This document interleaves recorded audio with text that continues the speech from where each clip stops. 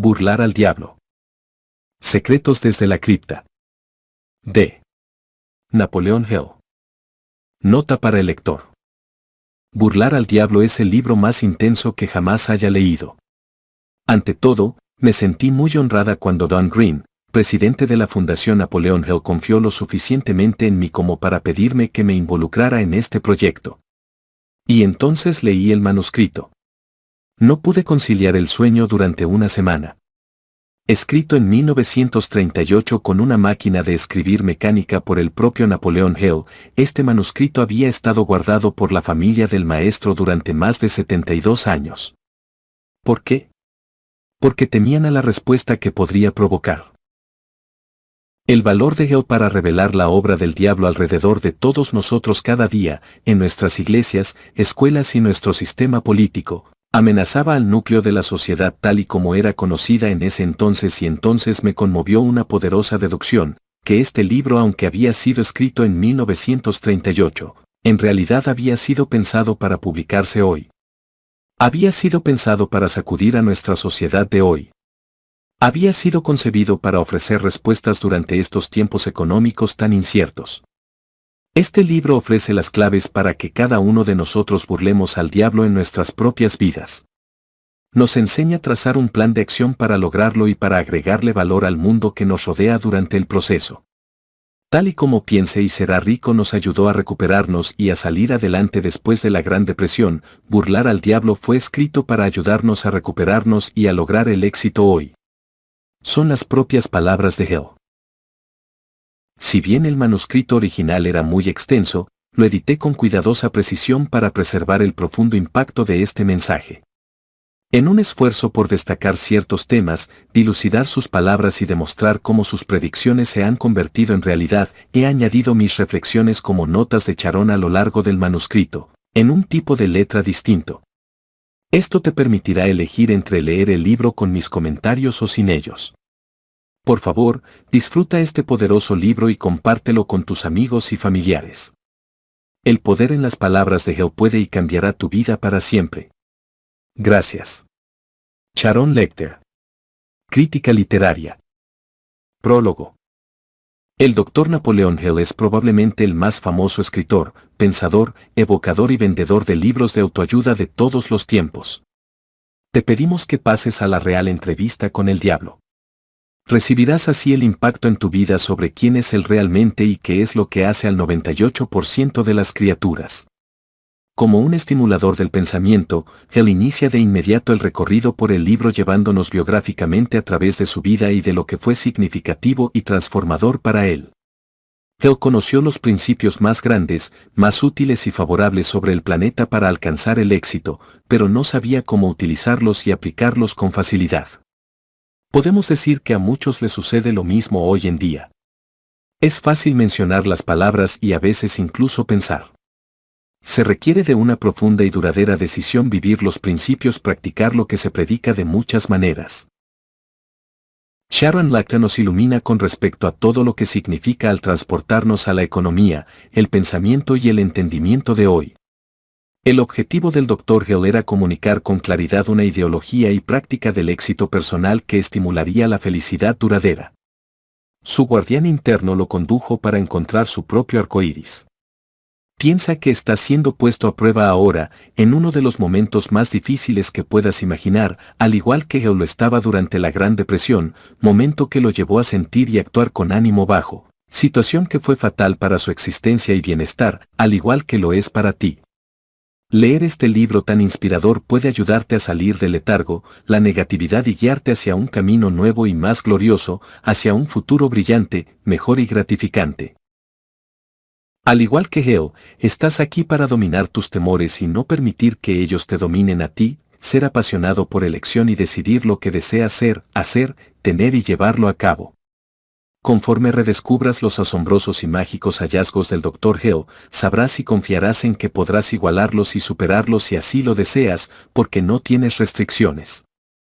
Hill dice muy acertadamente, tus únicas limitaciones las has impuesto tú. Este libro te ayudará a ser consciente de que puedes ser el autor de tus propias fallas y tus avances haciendo uso de todo lo que él aprendió al entrevistar a los 500 personajes más exitosos. Descubrirás si el diablo que el entrevista es real o imaginario, al igual que el diablo o los demonios que personalmente estarás enfrentando en tu vida y vivencias. Mark Victor Hansen, coautor de la exitosa serie y número 1 de New York Times, Chicken Soup for the Soul y coautor de Cracking the Millionaire Code, The One Minute Cash in a Flash. Capítulo 1. Mi primer encuentro con Andrew Carnegie. Por más de un cuarto de siglo mi principal propósito ha sido el de separar y organizar dentro de una ideología de triunfo las causas tanto del fracaso como del éxito, con el objetivo de serle útil a aquellos que no tienen la tendencia ni la oportunidad de involucrarse en este tipo de búsqueda. Mi tarea comenzó en el año 1908 como resultado de una entrevista que tuve con el fallecido Andrew Carnegie. Le dije con franqueza al señor Carnegie que deseaba ingresar a la escuela de leyes y que se me había ocurrido la idea de pagar mis estudios entrevistando a hombres y mujeres de éxito para saber cómo lograron triunfar. Quería escribir artículos sobre mis hallazgos en revistas. Al final de nuestra primera visita, el señor Carnegie me preguntó si tenía o no el valor suficiente para llevar a cabo una sugerencia que deseaba ofrecerme. Le respondí que valor era todo lo que yo tenía y que estaba preparado para poner todo mi esfuerzo en llevar a cabo cualquier sugerencia que quisiera ofrecerme. Entonces dijo, tu idea de escribir artículos sobre hombres y mujeres exitosos es algo admirable, en lo que a eso respecta, y no tengo la intención de tratar de disuadirte de llevar a cabo tu propósito, pero debo decirte que si deseas ser útil por mucho tiempo, no solo para aquellos que aún viven sino también para la posteridad, podrás hacerlo si te tomas el tiempo de organizar tanto las causas del fracaso como las causas del éxito. Hay millones de personas en el mundo que no tienen la más mínima idea de las causas del éxito y del fracaso. Las escuelas y universidades enseñan prácticamente todo excepto los principios del éxito personal y exigen que los jóvenes, tanto hombres como mujeres, pasen de 4 a 8 años adquiriendo conocimientos abstractos. Sin embargo, no les enseñan qué hacer con este conocimiento después de adquirirlo. El mundo requiere de una ideología práctica y comprensible acerca del éxito, establecida a partir del conocimiento práctico adquirido por la experiencia de hombres y mujeres en la gran universidad de la vida. En todo el campo de la filosofía no encuentro nada que se asemeje ni remotamente al tipo de ideología que tengo en mente. Tenemos pocos filósofos capaces de enseñar a hombres y mujeres el arte del vivir. Me parece que es una oportunidad para desafiar a un joven ambicioso como tú. Sin embargo, la ambición por sí misma no es suficiente para esta tarea que te he sugerido. Quien la emprenda debe tener valor y tenacidad. El trabajo exigirá de por lo menos 20 años de continuo esfuerzo, durante los cuales, quien se comprometa a llevarla a cabo, tendrá que ganarse la vida por otros medios, pues este tipo de investigación nunca resulta lucrativa al principio y, por lo general, quienes han contribuido al desarrollo a través de este tipo de tareas, han tenido que esperar casi 100 años después de su propia muerte para recibir el reconocimiento a su labor. Nota de Charón, 20 años de labor sin paga y probablemente sin reconocimiento. ¿Cómo responderías a este ofrecimiento? Tal como lo menciona a continuación, Hell aceptó el desafío de Carnegie y se dispuso a entrevistar a los gigantes de ese tiempo, incluyendo a Theodore Roosevelt, Thomas Alva Edison, John D. Rockefeller, Henry Ford, Alexander Graham Bell y Ken Gillette, entre otros. Su esfuerzo culminó finalmente en la publicación de varios libros, entre ellos el volumen 8 de Laws of Success, Las leyes del éxito, y Think and Grow Rich, Piense y hágase rico, después de más de 25 años de investigación. Su trabajo es considerado fundamental para el desarrollo personal, ya que investigó todos los principios que siguen sirviendo de base para las enseñanzas de los actuales maestros espirituales. Quizá el lector piense que este manuscrito se escribió un año después de haberse publicado, tal vez pueda apreciar el otro yo de Hell, tal vez identifique cómo el maestro venció la frustración y logró utilizar los elementos más importantes en su investigación, pero burlar al diablo revelará, por sí mismo, el despertar espiritual de Hell y cómo cada uno de nosotros podemos aprender ese proceso a partir de este encuentro con el diablo. Si emprendes esta labor, deberás entrevistar no solo a los pocos que han triunfado, sino a los muchos que han fracasado. Deberás analizar cuidadosamente a muchas miles de personas que han sido clasificadas como fracasos, y con fracasos me refiero a los hombres y mujeres que llegan desilusionados a último capítulo de su vida por no haber alcanzado el objetivo que sus corazones se habían impuesto. Por inconsistente que parezca, aprenderás más sobre cómo triunfar a partir de los fracasos de lo que aprenderás de los llamados triunfos, pues estos te enseñarán lo que no debes hacer. Asimismo, hacia el final de tu labor, si es que la llevas a cabo satisfactoriamente, harás un descubrimiento que te sorprenderá. Descubrirás que la causa del éxito no es algo ajeno al hombre, que es una fuerza natural tan intangible, que la mayoría de los hombres nunca la reconocen, una fuerza que bien podría llamarse el otro yo. Cabe señalar el hecho de que este otro yo rara vez ejerce su influencia o se hace presente excepto en ocasiones de inusual urgencia, cuando los hombres se ven obligados, por la adversidad o algún abatimiento temporal, a cambiar sus hábitos y a ingeniárselas para superar la dificultad. La experiencia me ha enseñado que un hombre nunca puede estar tan cerca del éxito como cuando eso que él llama fracaso lo ha dominado, ya que es en estas ocasiones cuando se ve obligado a pensar. Si piensa acertadamente y es persistente, descubre entonces que generalmente el llamado fracaso no es más que una señal para rearmarse a sí mismo con un nuevo plan o propósito.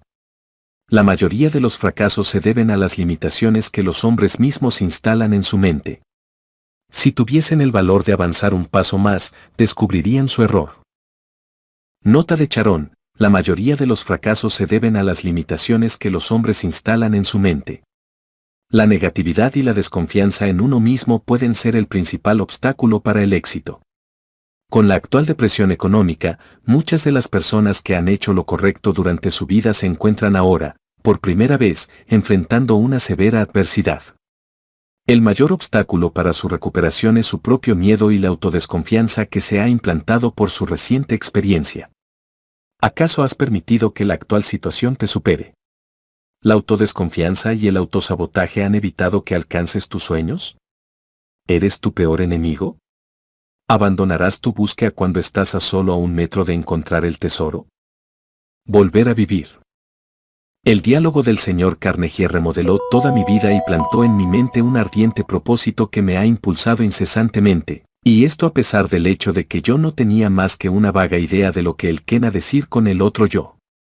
Durante mi tarea de investigación sobre las causas del fracaso y del éxito, tuve el privilegio de analizar a más de 25,000 hombres y mujeres que habían sido clasificados como fracasados y a más de 500 que habían sido clasificados como triunfadores.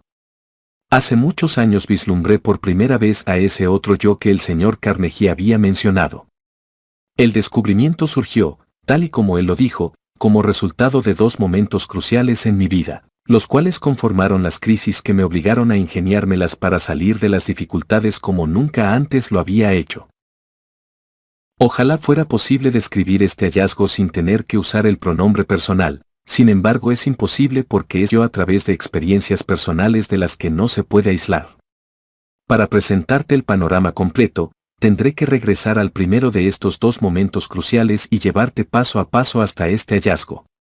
La investigación necesaria para la acumulación de los datos, a partir de la cual se organizaron los 17 principios del éxito y las 30 principales causas del fracaso, requirió de años de trabajo.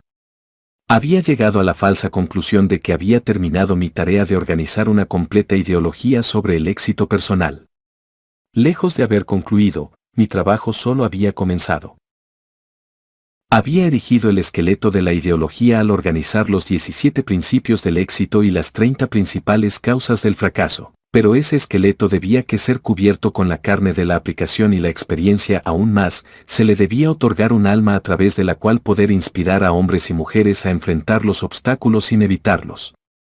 El alma, que todavía debía añadirse, como lo descubrí más tarde, se hizo posible solo después de que mi otro yo hizo su aparición a través de 2 momentos cruciales en mi vida, habiéndome decidido a dirigir mi atención, y sin importar los talentos que pudiera tener, en los ingresos monetarios a través de los canales comerciales y profesionales. Me decidí a entrar en la profesión de la publicidad, convirtiéndome en el gerente de publicidad de la extensión universitaria La Salle de Chicago. Todo marchó de maravilla durante 1 año, después del cual se apoderó de mí un profundo disgusto por mi trabajo y renuncié. Ingresé entonces al negocio de las franquicias con el expresidente de la extensión universitaria La Salle, convirtiéndome en el presidente de Patsy Ross Candy Company. Por desgracia, o lo que a mí me parecía una desgracia entonces, los desacuerdos con los socios comerciales me separaron de ese proyecto.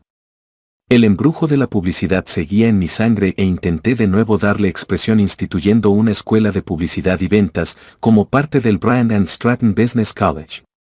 La empresa marchaba viento en popa y estábamos haciendo dinero rápidamente cuando Estados Unidos participó en la Primera Guerra Mundial.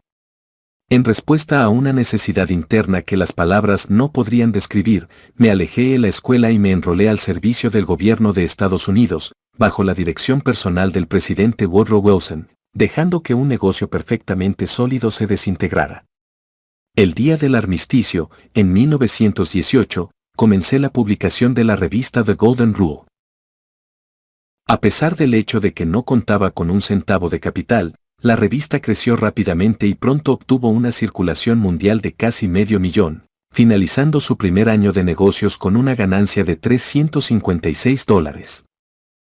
Nota de Charón: para una correcta representación, $356 en 1918 representarían $45,000 en el mundo actual, basándose en el promedio anual del índice de precios al consumidor, elaborado por la Oficina de Estadísticas Laborales de Estados Unidos y de 202,000 utilizando las tablas nominales del PIB per cápita.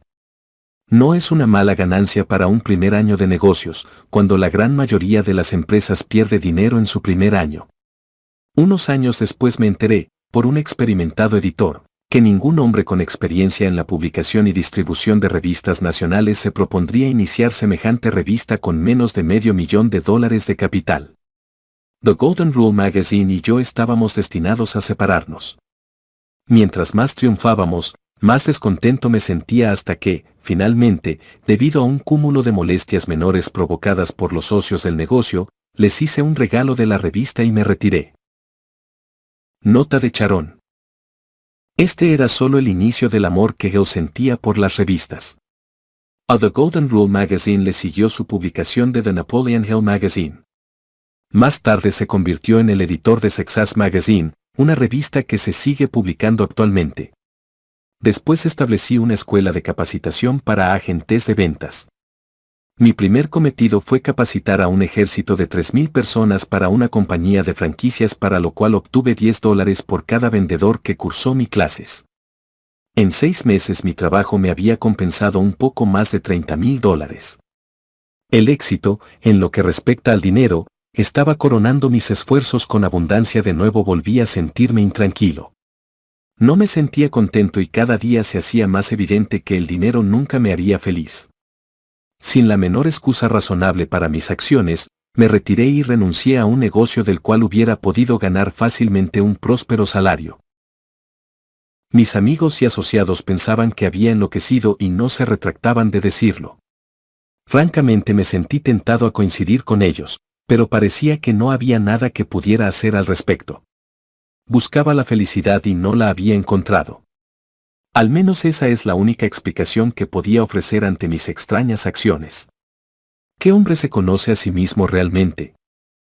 Nota de Charón: de nuevo volví a sentirme intranquilo. No me sentía contento y cada día se hacía más evidente que el dinero nunca me haría feliz. Pude haber escrito esto de mí misma hace algunos años. Pero al tomar la decisión de abandonar cierta situación que, si bien resultaba financieramente reconfortante, no se ajustaba a mi misión personal, se abrieron nuevas puertas de oportunidad para mí. Resultó ser la mejor decisión de mi vida profesional. ¿Te acuerdas de algún momento en tu vida en el que tomaste una difícil decisión, pero que sabías que había sido la correcta aunque otros te lo cuestionaran? Eso sucedió a finales del otoño de 1923. Me encontraba varado en Columbus, Ohio, sin fondos y, peor aún, sin un plan para salir de mi problema. Era la primera vez en mi vida que me veía imposibilitado por falta de fondos. Muchas veces en el pasado me había visto corto de dinero, pero nunca antes se me había hecho imposible obtener lo necesario para mis necesidades personales. Esa experiencia me impactó. Parecía estar completamente a la deriva con respecto a lo que podía o debía hacer. Pensé en una docena de planes para solucionar mi problema, pero los deseché como poco prácticos e imposibles de realizar. Me sentía como alguien que se ha perdido en una jungla sin una brújula. Cada intento que hacía por salir me llevaba de vuelta al punto de partida. Durante casi 2 meses sufrí la peor y más dolorosa de las indecisiones humanas. Conocía los 17 principios del éxito personal, pero no sabía cómo aplicarlos. Sin saberlo, me estaba enfrentando a una de esas crisis de la vida a través de las cuales, según me había dicho el señor Carnegie, los hombres a veces descubren a sus otros yo. Mi angustia era tan grande, que nunca se me ocurrió sentarme a analizar su causa y buscar el remedio. Nota de Charón, la peor y más dolorosa de las indecisiones humanas. ¿Alguna vez te has sentido paralizado por la indecisión? Este fue el momento más crucial en la vida de Napoleon Hill. Su vida de pasar de trabajo en trabajo suena como la de muchas personas hoy en día. Personas que desean y buscan satisfacción en sus trabajos y en sus vidas. El predicamento en el que se encontraba Hill había sido, al menos en parte, infligido y admitido por él mismo. Pasaba de un trabajo a otro en busca de su propia vida profesional idónea y de su satisfacción. Sin embargo, se encontró a sí mismo en casi las mismas circunstancias que cualquiera que hoy en día haya sido impactado de forma negativa por la actual situación económica. Hill sacó provecho de su fracaso temporal al utilizarlo como una espuela para obligarse a pensar y a analizar, a descubrir su otro yo. Si las circunstancias económicas te han asestado un golpe, también tú puedes utilizarlo como una palanca y una motivación para descubrir tu otro yo. El fracaso se convierte en triunfo. Una tarde tomé una decisión que me sacó de la dificultad. Tenía la sensación de querer salir a los espacios abiertos del país, en donde pudiera respirar aire fresco y pensar. Comencé a caminar y cuando ya había avanzado 7 u 8 kilómetros, de pronto me sentí paralizado.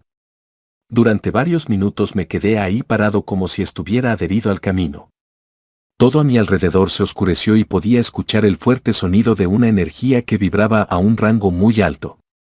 Mis nervios disminuyeron, mis músculos se relajaron y me invadió una enorme quietud. La atmósfera comenzó a despejarse y, conforme sucedía, recibí una orden proveniente de mi interior y que surgió en forma de pensamiento. Es la forma más precisa en la que puedo describirlo. La orden era tan clara y distinguible, que no podría malinterpretarla. En esencia decía, ha llegado el momento en que completes la ideología del éxito que iniciaste a sugerencia de Carnegie. Regresa a casa de inmediato y comienza a transferir de tu mente a manuscritos la información que has reunido. Mi otro yo había despertado. Durante algunos minutos me sentí asustado. La experiencia no se parecía a ninguna que hubiera vivido antes. Di la vuelta y caminé rápidamente hasta llegar a casa. Al aproximarme a casa, observé a mis 3 hijos mirando por una de las ventanas a los hijos de nuestro vecino, quienes estaban vistiendo un árbol de Navidad en la casa contigua.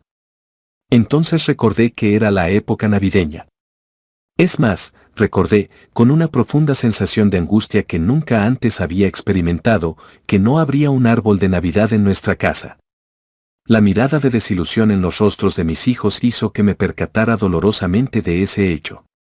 Entré a la casa, me senté ante la máquina de escribir y comencé de inmediato a convertir en escritos mis hallazgos sobre las causas del éxito y del fracaso. Al colocar la primera hoja en la máquina de escribir, me vi interrumpido por la misma sensación que me había inundado al encontrarme al aire libre unas horas antes y entonces vino a mi mente este pensamiento: tu misión en la vida es completar la primera ideología mundial sobre el éxito personal. Has estado tratando en vano de escapar a tu tarea y cada esfuerzo que has hecho te ha llevado al fracaso. Estás buscando la felicidad. Aprende esta lección, de una vez por todas, que solo encontrarás la felicidad si ayudas a otros a encontrarla. Has sido un estudiante testarudo. Debías ser curado de tu insensatez a través de la frustración. En unos cuantos años a partir de este momento, todo el mundo vivirá una experiencia que colocará a millones de personas en la necesidad de seguir la ideología que tú has sido instruido a completar. Habrá llegado entonces tu gran oportunidad de encontrar la felicidad al ofrecer un servicio útil. Ve a trabajar y no te detengas hasta haber completado y publicado los manuscritos que has iniciado. Estaba consciente de haber llegado, por fin, al final del arco iris de la vida, y me sentía feliz. La duda hace su aparición. El conjuro, si es que así se le puede llamar a la experiencia, desapareció. Comencé a escribir. Poco después, mi razón me sugirió que me estaba aventurando en una misión de tontos. La idea de un hombre abatido y casi apagado, presumiendo escribir una ideología de éxito personal, parecía tan ridícula, que me reí escandalosamente y quizás hasta con desprecio. Me retorcí en mi silla, pasé los dedos por mi cabello e intenté buscar un pretexto para justificarme a mí mismo por sacar la hoja de papel de mi máquina de escribir antes de ponerme realmente a escribir. Sin embargo, la necesidad de continuar era más fuerte que el deseo de renunciar. Me reconcilié con mi tarea y seguí adelante. Nota de Charón. La necesidad de continuar era más fuerte que el deseo de renunciar. ¿Recuerdas ese momento en el que deseabas renunciar, pero algo te obligaba a seguir adelante? Puede haber sido tu otro yo. Viendo ahora en retrospectiva, a la luz de todo lo que ha pasado, puedo ver que todas esas pequeñas experiencias de adversidad por las que he pasado, se encuentran entre mis experiencias más afortunadas y provechosas. Fueron bendiciones ocultas porque me obligaron a seguir trabajando, lo cual finalmente me brindó la oportunidad de convertirme en alguien más útil para el mundo de lo que hubiera sido si hubiese triunfado en cualquier otro plan o propósito. Durante casi 3 meses trabajé en esos manuscritos, completándolos durante los primeros meses del año 1924. Tan pronto como estuvieron terminados, de nuevo me sentí tentado por el deseo de volver al gran juego americano de los negocios. Sucumbiendo al encanto, adquirí el Metropolitan Business College en Cleveland, Ohio, y comencé a hacer planes para aumentar su capacidad. Para finales de 1924 habíamos crecido y nos habíamos expandido, añadiendo nuevos cursos hasta que ya estábamos creando un negocio con casi el doble del mejor récord anterior que la escuela hubiera alguna vez conocido. De nuevo el virus del descontento comenzó a hacerse sentir en mi sangre. De nuevo supe que no encontraría la felicidad en ese tipo de misión. Entregué el negocio a mis socios y me concentré en la plataforma del discurso, ofreciendo conferencias sobre la ideología del éxito a la organización a la cual le había dedicado muchos de mis años anteriores.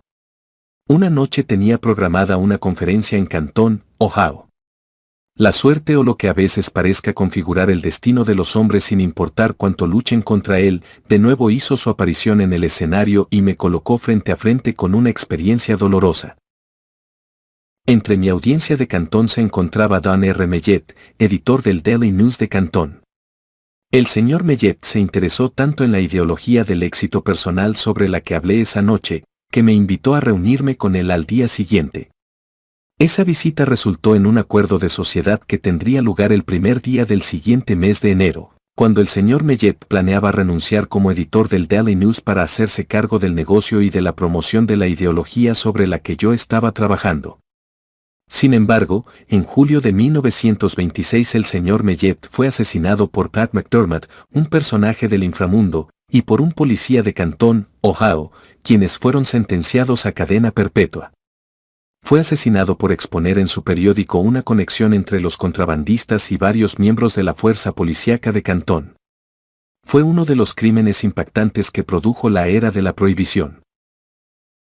Nota de Charón: el asesinato, en julio de 1926, del periodista combatiente Donald Rain Mallett, editor del Daily News de Canton, Ohio, fue uno de los crímenes más difundidos durante los años 20. En 1925, Mellett había descubierto una amplia corrupción al interior de la fuerza policíaca de Canton, emprendiendo así una campaña editorial en contra del vicio y la corrupción dirigida, entre otros, al jefe de la policía de Canton. Si bien no se ve reflejado en el relato de Hill, se sabe que Hill pidió al alcalde de Ohio iniciar una investigación sobre la corrupción. Personajes locales del inframundo y al menos un policía de Canton contrataron a Patrick McDermott, un ex convicto de Pensilvania, para silenciar a Mellett, quien fue acribillado a balazos a las afueras de su domicilio. Se dice que los gatilleros también estaban esperando a Hill, sin embargo, una fortuita avería en su automóvil lo alejó del camino del agravio. El New York Times informó, en un artículo del 17 de julio de 1926 titulado Más amenazas de muerte tras el asesinato del editor de Canton, que los ciudadanos de Canton señalaron: estamos aterrorizados por las amenazas de más asesinatos por parte de los jefes de apostadores, contrabandistas y otros criminales. Tal y como lo relató Hill, Al enterarse del asesinato de Mellet, y tras haber recibido una advertencia anónima para salir del país, se dirigió a Virginia Occidental. En gran parte, gracias al trabajo de un detective privado contratado por el fiscal del condado de McDermott, 2 gatilleros de la localidad y un ex detective de la policía, fueron finalmente acusados del asesinato Mellet.